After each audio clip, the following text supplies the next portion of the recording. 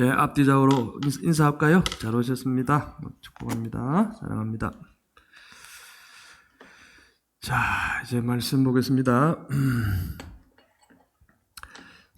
에스겔서 37장 1절로 10절 1208쪽 말씀, 구약성경 1208쪽 여러분 가지신 성경 찾으시고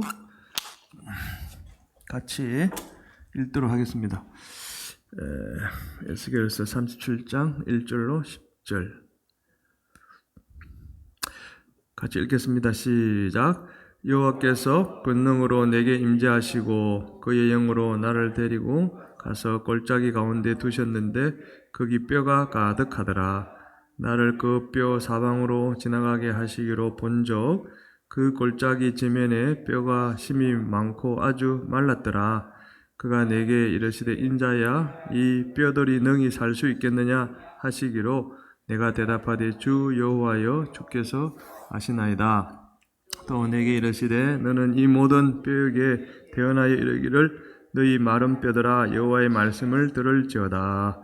주 여호와께서 이 뼈들에게 이같이 말씀하시기를 내가 생기를 너희에게 들어가게 하리니 너희가 살아나리라. 너희 위에 힘줄을 두고 살을 입히고 가죽으로 덮고 너희 속에 생기를 넣으리니 너희가 살아나리라. 또 내가 여호와인 줄 너희가 알리라 하셨다 하라. 이에 내가 명령을 따라 대언하니 대언할 때가 소리가 나고 움직이며 이 뼈 저 뼈가 들어맞아 뼈들이 서로 연결되더라. 내가 또 보니 그 뼈에 힘줄이 생기고 살이 오르며 그 위에 가죽이 덮이나 그 속에 생기는 없더라. 또 내게 이르시되 인자야 너는 생기를 향하여 대언하라. 생기에게 대언하여 이르기를 주 여호와께서 이같이 말씀하시기를 생기야 사방에서부터 와서 이 죽음을 당한 자에게 풀어서 살아나게 하라 하셨다 하라. 이에 내가 그 명령대로 대언하였더니 생기가 그들에게 들어가매 그들이 곧 살아나서 일어나 서는데 극히 큰 군대더라. 아멘. 오늘 본문을 가지고 생기라는 제목으로 말씀을 전하겠습니다. 이게 뭘까요? 안에 조각상 같은 것도 들어있고 이게 뭘까요? 3D 프린터기입니다. 이게 규모 사이즈가 큰 것도 있고 작은 것도 있고 아주 대형은 아주 큽니다. 보통 크기인데 이것만 있으면 요즘 못 만드는 게 없대요. 이렇게 미니어처 같이 여기 조각상도 사람 얼굴 이렇게 우리 얼굴 그대로 만들 수 있습니다. 의료기구, 기, 심지어 장기, 이렇게 팔다리 보조기구, 총기류, 무기, 그죠? 미사일도 만들 수 있습니다. 미사일도. 배도 만들 수 있고, 큰 3D 프린터기는 보트도 만들 수 있고. 그러니까 이 3D 프린터 거의 혁명적인 그런 물건이라고 합니다. 어떤 것도 다 원하는 거 만들 수 있습니다. 저도 개인적으로 하나 가지고 있으면 좋겠다 싶은데 워낙 비싸서. 여러분 혹시 가지고 계세요?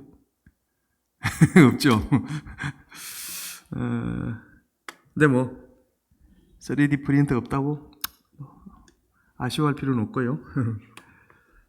3D 프린터가 아무리 뛰어나도 우리는 이것보다 더 뛰어난 것을 가지고 있습니다. 위대한 능력을 가진 빵빵을 가지고 있습니다. 이 3D 프린터하고는 비교할 수 없는 위대한 능력. 3D가 아무리 많은 것을 만들어줄 수 있는 그런 능력을 가지고 있다 하더라도 이것보다 더 위대한 능력을 가진 빵빵을 가지고 있다. 이 빵빵이 뭘까? 지금부터 한번 살펴보도록 하겠습니다.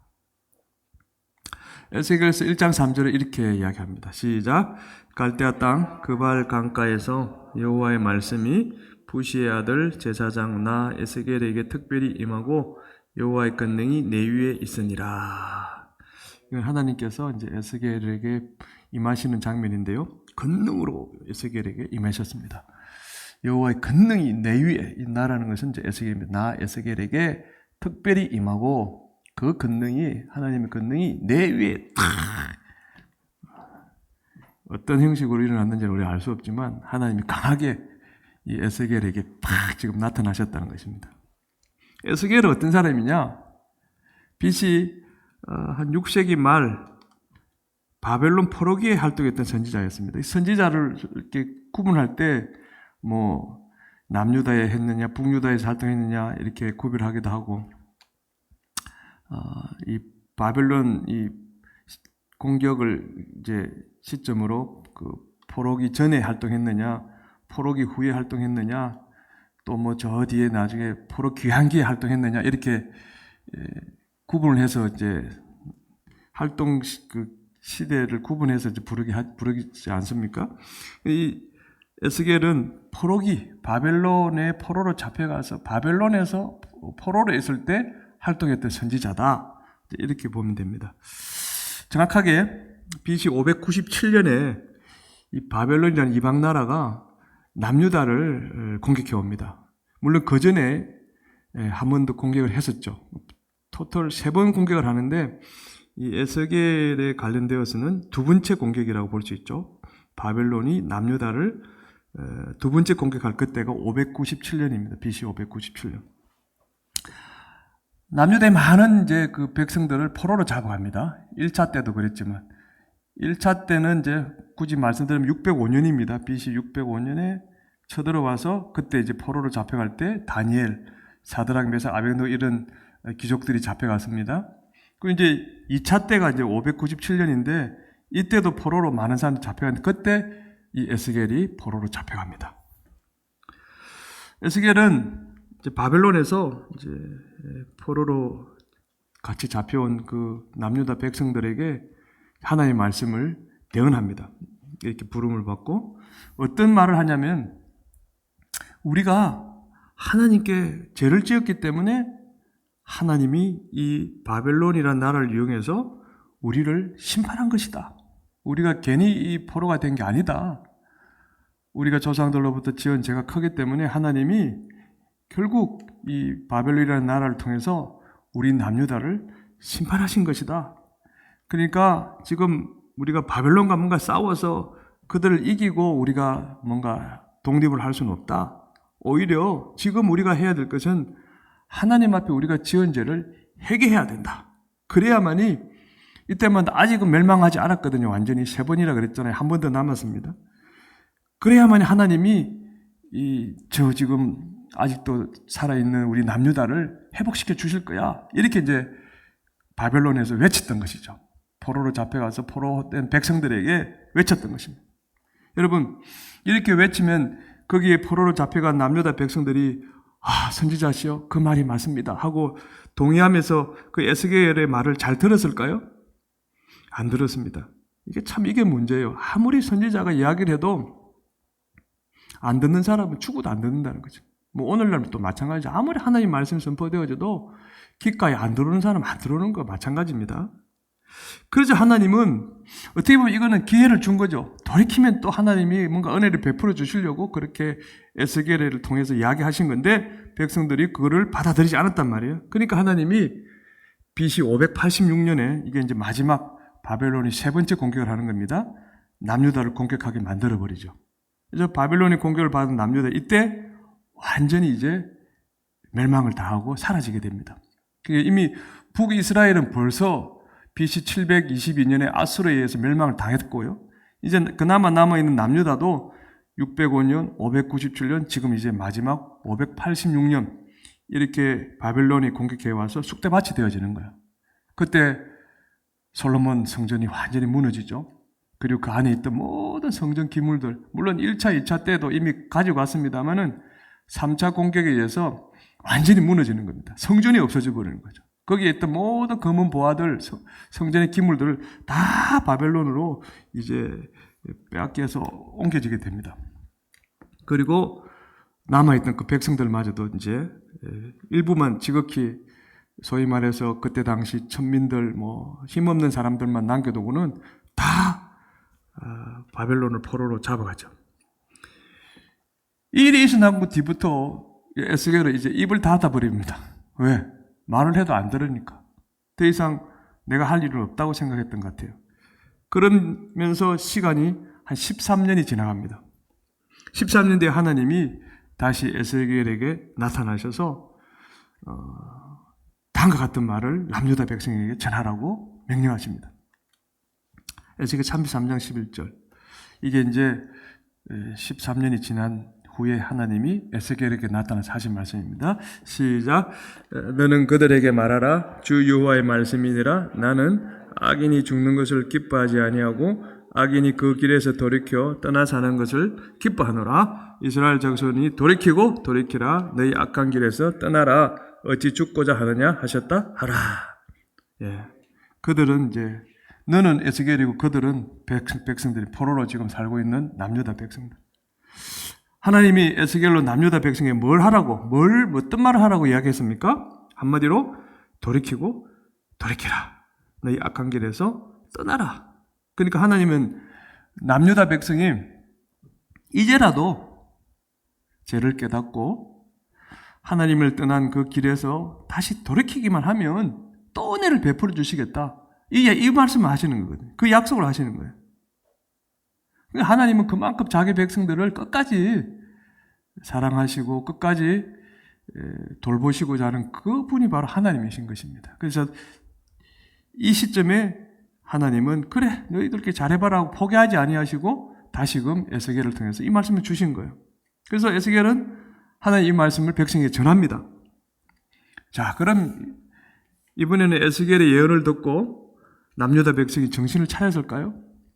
이제는 하나님이 우리를 이제 13년이 지나면서 얼마나 고통스러웠을까요?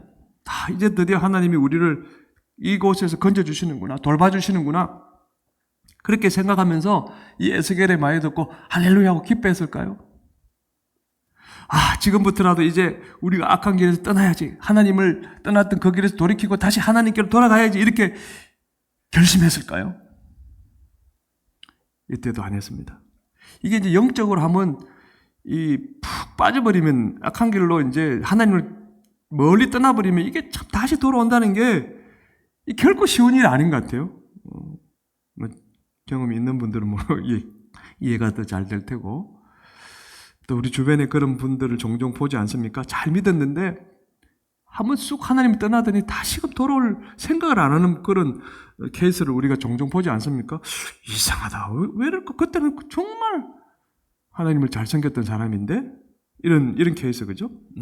남유다 백성이 지금 그런 거예요. 나라가 지금 완전히 이제 망해버렸지 않습니까? 그러니까 다 포기하는 거죠. 아니 이렇게 하나님이 우리를 선민이라 그러고 우리를 함께 하시겠다고 성전도 그렇게 솔로몬 왕을 통해서 쭉 지금까지 세워주셨는데 그 모든 것이 끝나버렸잖아요. 그죠? 나라도 망하고 성전도 다 부서져 버리고 없어져 버리니까 아니 어떻게 하나님이 우리에게 은혜와 복을 주실 수 있냔 말. 그런 것 같으면 아예 나라를 멸망시키지 않든지 아니면 성전을 부서뜨리지 않든지 그렇게 했어야지. 지금 와서 이게 무슨 말이냐 이제 이렇게 되는 거죠. 의심하는 것입니다. 하나님 말씀을 이제는 믿을 수 없다라는 것입니다.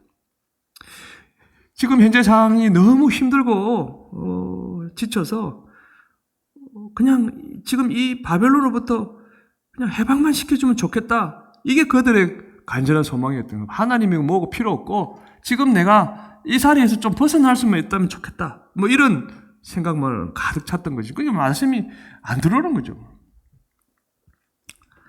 하나님을 잘 섬겨야 은혜와 복을 받을 수 있다는 말에 이제 콧방귀를 끄는 거죠. 반항심이 생겨서 에스겔이 전하는 이 말이 전혀 위로가 안 되는 거예요. 우리가 너무 힘들면 그렇잖아요. 하나님 말씀이 위로가 안 되는 거죠. 그래서 하나님은 다시 에스겔에게 나타나서 환상을 보여줍니다.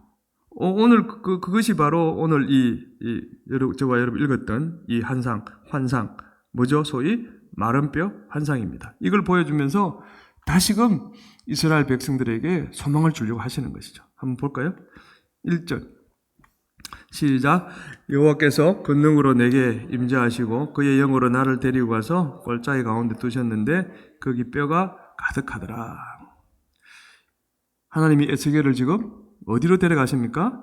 골짜기 한가운데로 데리고 가십니다. 왜 하나님은 에스겔을 골짜기 가운데로 데리고 가셨을까? 이제 상징적인 의미가 있죠. 골짜기는 우리가 생각할 때 이 햇빛이 잘 안 들어오는 산 아래 어두운 곳이잖아요. 이 깊은 곳. 그래서 여기서 골짜기는 뭘 의미합니까? 뭘 의미하겠습니까? 그렇죠. 멸망당해서 전혀 희망이 안 보이는 남유다의 지금 비참한 현재 상태, 상황. 이 골짜기는 남유다를 지금 상징하는 거죠. 소망이 없는, 멸망해 있으니까 어두움이 있는, 그것을 이야기합니다. 골짜기에 지금 근데 뭐가 가득하다고 그랬습니까? 뼈가 가득했다. 그래서 에스겔이 이 본 뼈들을 보니까 완전히 이제 말랐죠. 그러니까 다른 게 하나도 없고 뼈만 이제 가득 쌓여 있는 그런 곳이죠. 그러니까 이 뼈가 뭔가 움직여서 살아날 가능성이 전혀 없다는 것입니다. 이때 하나님이 에스겔에게 어떤 질문을 하냐면은 이 뼈들이 능히 살 수 있겠느냐? 3절에 그러지 않습니까? 근데 에스겔은 하는 말이 저는 모릅니다. 하나님이 아십니다. 이렇게 대답하죠. 에스겔이 왜 이렇게 대답했을까? 에스겔은 이 마른 뼈가 뭔지를 알았어요. 그건 뭡니까? 지금 골짜기는 멸망당하고 소망이 없는 남유다입니다. 그곳의 뼈들입니다. 그것도 막 엄청난 많은 뼈들. 뭡니까? 죄로 말미암아 영혼이 완전히 말라 삐뚤어진 이 남유다 백성들을 상징하는 거예요. 그러니까 골짜기는 남유다, 거기에 있는 뼈들은 남유다 백성인데 그냥 온전한 백성이 아니고 조상들로부터 지금까지 오는 그 죄로 말미암아 하나님을 완전히 떠나서 그 영혼이 말라 삐뚤어진 그 남유다 백성을 상징한다. 이것을 에스겔은 알았다는 거죠. 에스겔은 남유다 백성이 하나님을 너무 멀리 떠나서 자기가 봐도 이제는 틀렸구나, 회복될 가능성이 없다라고 생각했을지 모릅니다. 아니 그렇게 생각했습니다. 그래서 에스겔은 살아날 것 같으냐고 물어볼 때 살아난다라고 감히 확신을 못했던 거죠. 저는 모릅니다. 하나님이 아십니다. 이렇게 대답한 것입니다. 그래서 하나님은 에스겔에게 이렇게 말씀하시죠. 오늘 5절입니다. 시작. 주 여호와께서 이 뼈들에게 이같이 말씀하시기를 내가 생기를 너에게 들어가게 하니 너희가 살아나리라. 살아나리라. 이렇게 해요. 지금 뭐 뼈밖에 없는데 이거는 영적으로 이제 하나님 완전히 떠나버린 이 하나님의 어떤 하자도 없는 그 사람들이, 백성들이 다시금 하나님을 찾게끔 그렇게 살아날 것이다. 이 말 아닙니까? 그러기 위해서 하나님이 그들에게 뭘 들어가게 하겠다고요? 생기. 생기는 이제 여기는 영어로는 브리드, 호흡인데 그 원어로 보면 루아흐라는 단어입니다. 영입니다. 영. 여기서는 내가 생기를 너희들에게 들어가게 하리다. 나의 생기를 이 말이거든요. 이게 뭐죠? 하나님의 생기, 하나님의 영이라는 것이죠. 하나님의 영을 우리가 다른 말로 하면 또 뭐죠? 성령이지 않습니까? 성령.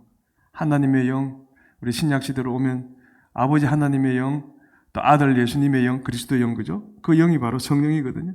성령인 것입니다. 따라서 하나님은 도저히 살아날 가망이 안 보이는 남유다 백성도 하나님의 성령이 들어가면, 하나님의 영이 들어가면 다시금 살아나게 될 것이다. 지금 이렇게 말씀하시는 것입니다. 하나님은 남유다 백성들에게 성령이 들어가면 죽었던 너희가 살아나서 군사처럼 나를 위해 일하는 큰 용사로 변하게 될 거야. 성령이 들어가면 비록 현실은죠, 나라는 완전히 망했지 않습니까? 망했지만 너희가 고통스러운 이 포로 생활을 끝내고 고국 남유다로 돌아가서 거기서 다시 성전을 짓고 하나님의 나라를 재건하게 될 거야. 사실은 이 예언을 한 거예요. 생기를 너에게 들어가게 하니 너희가 살아나리라. 하나님이 예언한 대로 죽었던 남유다 백성이 성령을 받고 하나님을 위해 일하는 용사로 과연 변했을까요?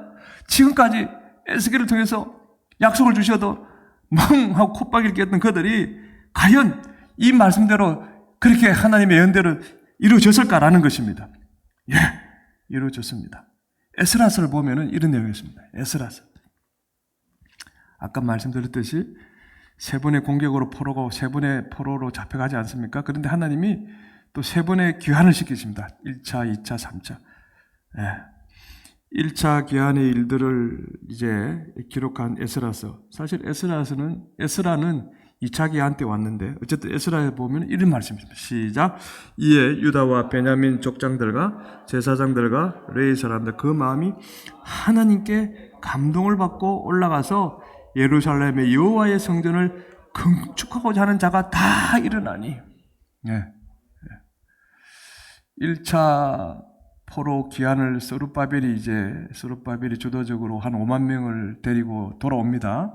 근데 그 전에 이제 그들이 그렇게 하기 전에 그들의 상태입니다. 하나님께 감동을 받고 올라가서 예루살렘의 여호와의 성전을 건축하자고 하는 자가 일어났다, 이렇게 이야기합니다.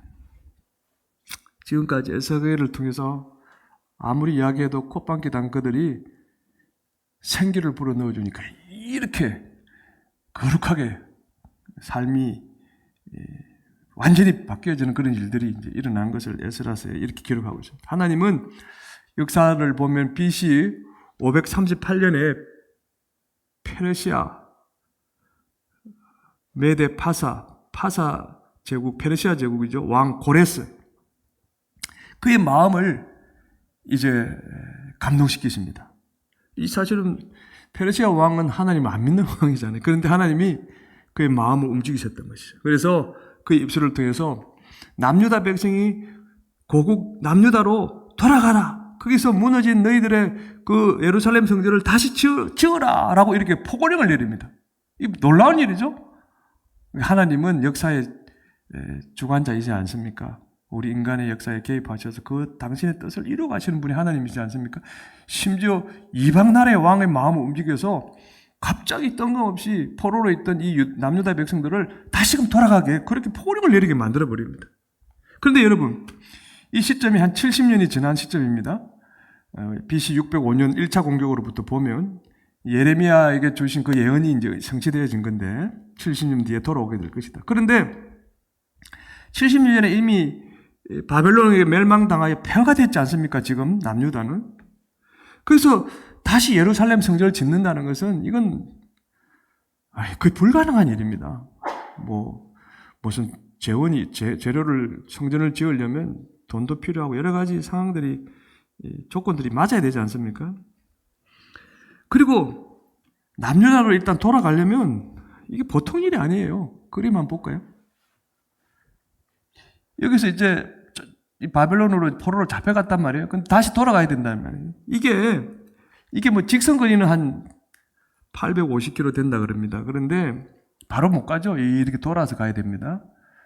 강줄기를 따라서 유프라테스 강, 티그리스 강이 따라서 이제 이렇게 아브라함이 이제 그 식구가 갈대아 우르에서 이렇게 하란으로 해서 돌아왔던 것처럼 그렇게 돌아오면 1500km예요. 그러면 서울 부산이 400km로 보면은 한 번 갔다 오고 두 번 왕복거리란 말이에요. 근데 걸어서 가야 되니까 오늘처럼 차를 타고 비행기를 타고 가는 게 아니지 않습니까? 그러니까 이건 도무지 불가능한 일입니다. 가라 해도 갈 수 없어요. 그리고 차라리 노예로 살고 있으면 밥이라도 먹고 살잖아요. 노예로 살고 있는데 이 바벨론이 차라리 나은 거예요. 지금 남유다라 가면 이 바벨론하고는 비교할 수 없는 그런 나쁜 상황이란 말이죠. 고생하면서 살아야 됩니다. 아무리 지금 페르시아 왕이 가라고 그렇게 성전을 짓다 허락해도 이 백성들이 안 가겠다고 거절하면 아무 기적도 안 일어납니다. 그런데 남유다 백성이 지금 뭐에 감동을 받아 예루살렘으로 올라갔다고 아까 이야기했죠? 뭐에 감동을 받아? 네, 하나님께 감동을 받아. 그래서 이런저런 행편을 생각하면 갈 수도 없고 어려운 거예요. 그런데 하나님께 감동을 받으니까 하나님은 뭡니까? 성령 아닙니까? 하나님께 감동을 받았던 성령의 역사가 일어났다는 거죠. 그러니까 그들이 그런 현재 상황들을 뒤로하고 하나님을 위해 가자! 이런 용사가 됐다는 것입니다. 남유다 백성이 성령을 받고 하나님의 일을 하기 위해서 일을 이제 막 시작하니까 아까 보셨다시피 페르시아 왕이 가라고 해서 가니까 한 번으로 끝인 게 아니고 1차 스룹바벨에 의해서 2차 에스라에 의해서 3차 느헤미야에 의해서 이 세 번에 걸쳐서 백성들이 남유다로 돌아갈 수 있도록 해줍니다. 이 백성들이 성령을 받으니까 그 안에 생기가 들어가니까 이거 뭐 상상도 못한 일들이 일어나는 거죠. 놀라운 기적이 일어난 것입니다. 실은 그들의 삶에. 히브리서 2장 4절에 이런 말씀 있죠. 시작. 하나님도 표적들과 기사들과 여러 가지 능력과 및 자기의 뜻을 따라 성령이 나누어 주신 것으로서 표적들과 기사들과 여러 가지 능력을 하나님의 뜻을 따라 누가 나눠주느냐? 성령이 나눠줍니다. 성령이 들어가게 되어지면 이런 우리 삶의 표적, 기사, 능력들이 일어날 수 있다는 것이죠. 그러니까 저와 여러분 안에도 성령님이 일하시면, 함께 하셔서 역사하시면 우리가 상상지도 못한 일이 우리 삶에 일어날 수 있다는 것입니다. 기적과 능력이 내 안에 나타나요.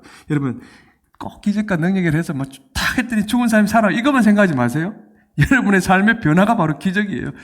성령이 들어가니까 예수 안 믿은 자 예수 믿는, 그게 기적이란 말이에요. 그게 성령의 역사라는 거예요. 이런 것들, 잔잔한 것들은 자꾸 이제 신경 안 쓰고 뭔가 내 눈에 가시적으로 큰 것만 자꾸 생각하니까 나는 그런 능력이 한 번도 경험한 적이 없는데 이렇게 되는 거죠. 자, 여러분에게 물어볼게요. 이 3D 프린터와 비교할 수 없는 위대한 능력, 이 성령, 여러분 마음에 있을까요? 아멘?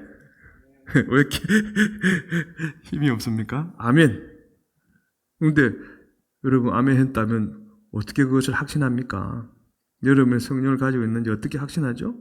뭘 근거로 아멘 했습니까? 사도행 2장 38절 볼까요? 시작. 너희가 회개하여 각각 예수 그리스도의 이름으로 세례를 받고 제사함을 받으라. 그리하면 성령의 선물을 받으리니. 각각 예수님의 이름으로 세례를 받고 제사함을 받으면 성령을 선물로 받는답니다. 자, 이 말을 잘 여러분이 새겨 들으셔야 되는데, 그럼 교회에서 세례받은 사람은 모두 성령을 가지고 있다는 뜻입니까? 응? 세례받으면 다? 아니죠. 세례를 받았어도 그 앞에 있잖아요. 예수님께 자신이 죄인임을 고백하고 죄 용서를 받아야 됩니다. 회개해야 됩니다.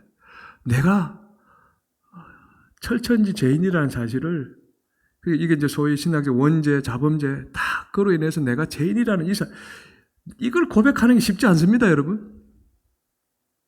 그게 이제 고백한다는 자체가 이미 그 안에 어떻게 보면 선제적으로 성령이 역사하신 것이죠. 이런 증거가 있어야 됩니다. 그리고 그 증거로 세례를 받는다면 그 세례는 진짜 세례를 받았다고 볼 수 있죠. 그런데 그런 전제가 없이 세례만 덜컥 받아요. 우리가 흔히 하는 말로 남자도 군에 가서 오늘 쪼그레하고 커피 준다고 해서 갔는데 마침 세례 주는 날이라. 그래서 세례 받은 사람 나오라니까 아무 생각 없이 가서 세례를 받았다? 그건 진짜 세례가 아니라는 거죠. 내가 진짜 하나님 앞에 죄인이었다는 사실을 고백하고 죄 용서를 받아야만이, 그리고 세례를 받았다면 참 바르게 받은 거 맞죠?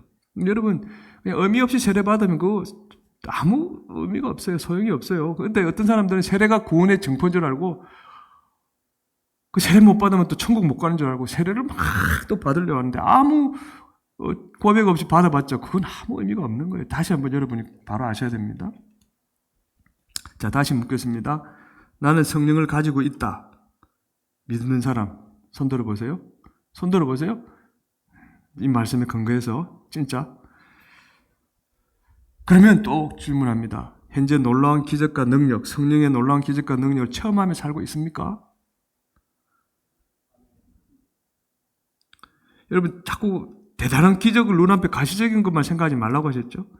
근데 사실 이 질문에 그렇게 확신 있게 대답할 사람은 별로 없을 것입니다.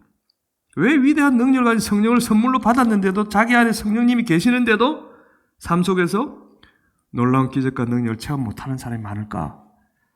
왜 성령을 갖고 있는데도 하나님이 내 문제를 해결 못해 줄 것 같은 의심이 먼저 생기고, 내가 어려움을 당하면 과연 이 문제를 하나님이 해결해 주실까?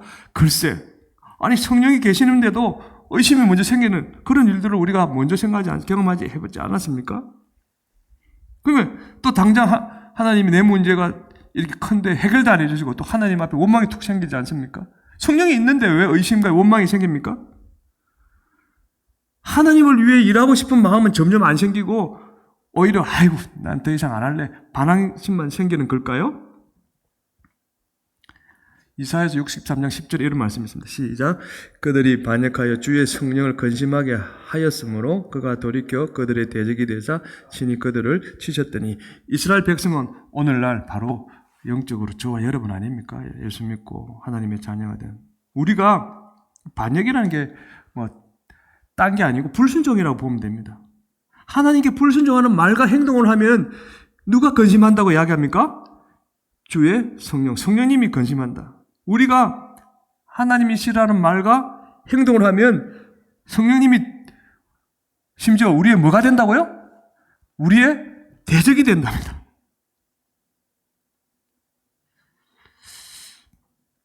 그럼 우리가 죄를 한번 탁 지으면 성령이 팍 우리의 대적이 될까요? 그런 뜻은 아닙니다. 이 대적의 의미를 잘 보셔야 됩니다. 성령님은 어떤 분이십니까? 로마서 8장 26절에 시작. 이와 같이 성령도 우리의 연약함을 도우시나니 우리는 마땅히 기도할 바를 알지 못하나 오직 성령이 말할 수 없는 탄식 우리를 위하여 친히 간구하시느니라. 성령님은 우리가 한번 잘못했다고 우리가 막 우리를 힘들게 하는 그런 분은 아니세요. 실은 기본적으로 쉬지 않고 우리의 연약함을 아시기 때문에 도와주시려고 하는 분입니다. 하나님의 영 그리스도의 영이 그런 분이에요. 성령은 오히려 우리가 죄를 짓기만 하면 오히려 탄식하면서 우리를 위해 간절히 기도하시는 분입니다. 그런데도 우리가 한 번이 아니고 두 번, 세 번 계속 성령님의 음성을 안 듣고 내 마음대로 살게 되어지면 그때는 성령님이 가만히 안 계신다. 쉽게 말하면. 그때는 대적이라는 표현을 썼는데 우리를 어떻게 보면 공격하기 시작합니다. 우리를 죽이려고 공격하는 건 아니고요. 우리를 살리려고. 성령은 우리를 힘들게 만들어서라도 우리를 거룩하게 살게 하려고 우리에게 우리의 삶에 간섭하신다는 그 말씀입니다. 성령이 계시기 때문에. 근데 성령이 우리의 삶에 그러면 안 된다라고 신호를 주고 계속해서 간섭하시는데도 우리가 계속 우리 마음대로 살게 되어지면 그때는 어떻게 되느냐? 성령이 우리 마음대로 살도록 내버려 두실 수도 있습니다. 이거는 신학적으로 유기라고 그럽니다. 유기는 그냥 알았다, 네 마음대로 해라 이 말이죠. 근데 계속해서 우리를 불편하게 한다면 아직도 그 성령님이 우리 안에서 우리를 자꾸 거룩하게 땡기고 계시다. 이렇게 보면 되죠. 근데 네 마음대로 하라고 내버려두면 성령님이 아무런 일도 안 하십니다. 쉽게 말하면 어떤 기적도 안 일으키시는 거죠.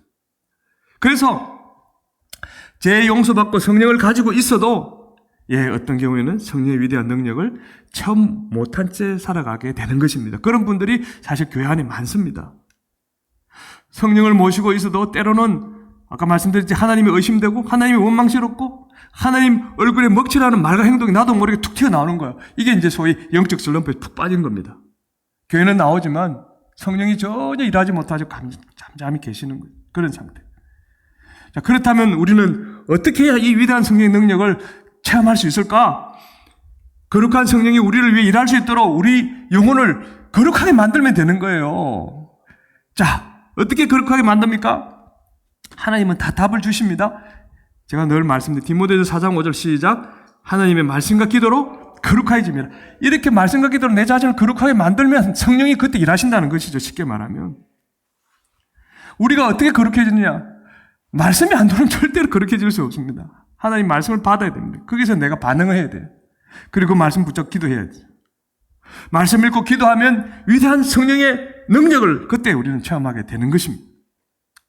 그래서 매일 말씀을 읽는 게 그래 중요하고 기도하는 게 중요한 것입니다. 그런데 여러분 어떤 분은 그럴 거예요. 나 말씀도 읽고 기도도 하는데 전혀 성령의 역사 안 하던데요, 목사님? 그렇다면 한 번 하고 말지 말고 성령의 역사를 일으키실 때까지 계속 해야 됩니다. 그 일을 실은. 내 삶의 습관처럼. 한 번 하다가 한 번 포기해버려요. 절대로 성령의 역사를 체험할 수 없어요. 성령의 역사를 일으키는 때가 그럼 언제냐고요? 우리는 모르죠. 그건 하나님의 정하신 때니까. 그 때가 언제 될지 모르니까 그가 때가 될 때까지 내 영혼을 살리는 준비를 차근차근 해야 된다는 것입니다. 어떻게 합니까? 여기 오늘 보면 한 가지 그 순서가 있더라고요. 하나님이 남유다 백성을 살려주겠다고 한데 바로 생기를 넣지 않았습니다. 볼까요? 7절부터 보시죠. 시작. 이에 내가 명령을 따라 대언하니 대언할 때가 소리가 나고 움직이며 이뼈 저뼈가 들어맞아 뼈들이 서로 연결되더라. 먼저 뼈들이 연결됐습니다. 자, 이거를 좀 우리가 영적으로 좀 볼 필요는 있어요. 이 해석에 대해서 정확하게 하나님이 그 의미를 말씀하지 않았기 때문에 저는 그렇게 생각을 해요. 제일 먼저 뼈들이 서로 연결됐다. 여러분 지금 뼈들이 거기 가득 쌓여있지 않습니까? 한상으로 볼 때. 근데 그 뼈들이 이렇게 마주쳐야만 일단은 뭔가 사람의 형태를 갖출 거 아닙니까? 다 떨어져 있던 것들. 마찬가지로 먼저 우리 영혼이 살아있는 영혼이 되려면, 거룩한 영혼이 되려면 일단 이 남유다 백성들이 왜 이래 됐습니까? 그들의 죄 때문에 그래 됐잖아요. 그러니까 우리도 나의 죄 때문에 내 영혼이 뼈들이 조각조각 나가 있지는 않는가? 물리적인 뼈들이 떨어져 있다가 붙는데 내 영혼의 뼈들이 죄로 인해서 떨어져 있다면 이것이 붙어야 되지. 그게 먼저라는 거죠. 그게 뭐 어떻게 합니까? 왜? 말씀으로 내 죄를 회개하는 거예요. 하나님 앞에 지은 죄가 있을 때 그 죄를 회개할 때 비로소 내 영혼의 뼈들이 이렇게 이제 연결이 되는 거죠. 그 다음에 8절 시작. 내가 또 보니 그 뼈에 힘줄이 생기고 살이 오르며 그 위에 가죽이 덮이나 그 속에 생기는 없더라. 아직 생기 안 들어갔습니다. 뼈가 서로 연결된 다음에 뭐가 생겼다고요? 힘줄입니다. 힘줄하고 살은 달라요. 힘줄은 어떻게 보면 신경이죠. 힘줄은 붙인 뼈들이 이제 떨어지지 않도록 뼈 사이에 붙어 있죠. 그리고 그 뼈를 움직이는 역할을 합니다. 고정하는 역할을 하기도 하고. 마찬가지로 이걸 볼 때 우리가 살아있는 영혼이 되려면 이 말씀이 내 영혼, 이제 말씀으로 회개했지 않습니까? 그것이 떨어지지 않도록 기도줄로 고정하는 작업을 해요. 기도를 계속 해야 돼요. 말씀과 기도가 이제 들어가는 거죠. 말씀으로 회개하고 한 번으로 끝하는 게 아니라 기도로, 그 말씀을 붙잡고 기도로 계속해서 내 영혼의 뼈가 딱 고정되도록. 그 다음에 뭐가 일어납니까? 살. 이 살이 이제 근육이죠. 살은 외부의 충격을 받을 때 뼈를 보호해주는 역할을 합니다. 마찬가지로 살아있는 영혼을 만들려면 내 환경이 나빠지고 문제가 터져도 내 영혼을 계속해서 거룩하게 지킬 수 있도록 이 말씀과 기도의 살을 붙잡아야 되는 겁니다. 말씀으로 회개하고 기도로 붙잡고 이 말씀과 기도가 하나가 되어서 계속되도록 해야 된다는 거죠. 그게 이제 이 살의 의미라 볼 수 있다. 그 다음에 뭐가 일어납니까? 가죽은 뭐예요? 스킨, 피부잖아요. 여러분, 그 옛날에 뭐 이렇게 박물관에 전시돼 있죠. 사람들 이렇게 해부도. 근데 이 피부가 없으면 사람이 아니죠. 그냥 동물처럼 보입니다. 근데 비로소 이 피부가 덮여져야만이 사람이라고 느끼게 되지 않습니까? 마찬가지로 살아있는 영혼을 만들려면 누가 봐도 예수 믿는 사람처럼 보이는 빛의 가죽을 덧입어야 된다. 즉, 이 빛의 가죽이 뭡니까? 이제 하나님의 이름을 빛내는 일, 하나님을 섬기는 일, 이것을 해야 된다는 그런 의미죠. 가죽. 그래서 세상 사람들이 볼 때도 저 사람은 성령의 인도를 받고 사는 하나님의 사람이구나. 이렇게 보일 수 있도록 그렇게 빛의 자녀답게 살아야 된다는 그 의미죠. 이렇게 살 때 그 사람은 이제 성령의 사람이 된 것입니다. 성령이 그를 통해서 이제 기적과 위대한 역사를 일으키는 것입니다. 자, 보세요. 10절에 시작. 이에 내가 그 명령대로 되어나 있더니 생기가 그들에게 들어가며 그들이 곧 살아나서 일어나 서는데 뭐죠? 극히 큰 군대더라. 마른 뼈들이 가만히 있는데 사람이 되어서 극히 큰 군대가 된 게 아닙니다. 살펴본 것처럼 뼈들이 먼저 붙어야 되고 힘줄이 생기고 살이 오르고 가죽이 덮였을 때 생기가 들어가 큰 군대가 됐지 않습니까? 여러분 3D 프린트를 가지고 있어도 자료를 입력하고 작동하고 다듬는 수고를 해야 감동받는 훌륭한 어떤 물건이 생기는 것처럼 우리가 성령을 가지고 있어도 가만히 있으면 안 됩니다.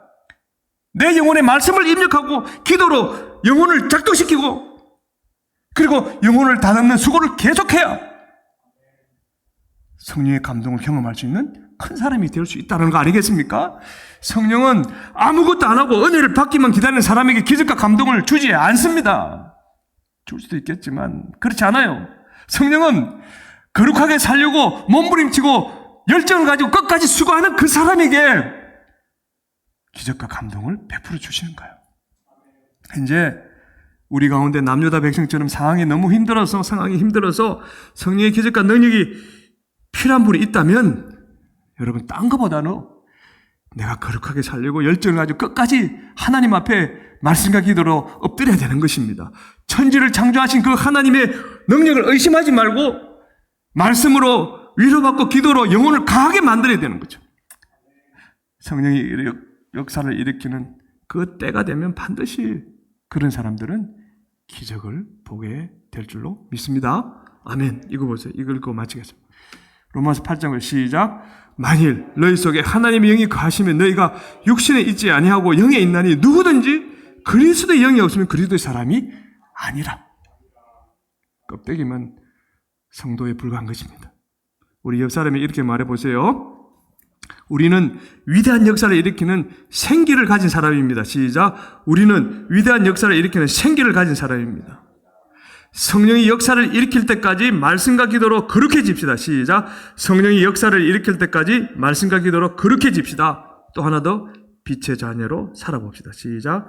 빛의 자녀로 살아봅시다.